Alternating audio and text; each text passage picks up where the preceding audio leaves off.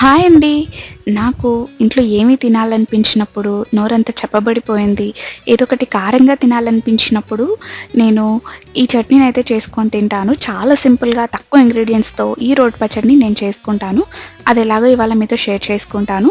First టమాటాస్‌ని cut చేసి పక్కన పెట్టేసుకొని, ఇప్పుడు ఒక ప్యాన్‌లోకి ఆయిల్ వేసుకొని గ్రీన్ చిల్లీస్ అంతా వేయించుకోవాలి.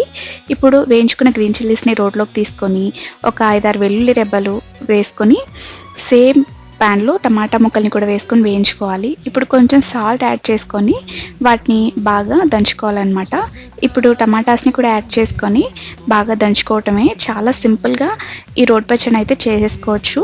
ఇది వేడి వేడి అన్నంలో ఘీ వేసుకొని తింటూ ఉంటే ఉంటుంది చూడండి. ఆహా! ఇది నా ఫేవరెట్ అనమాట.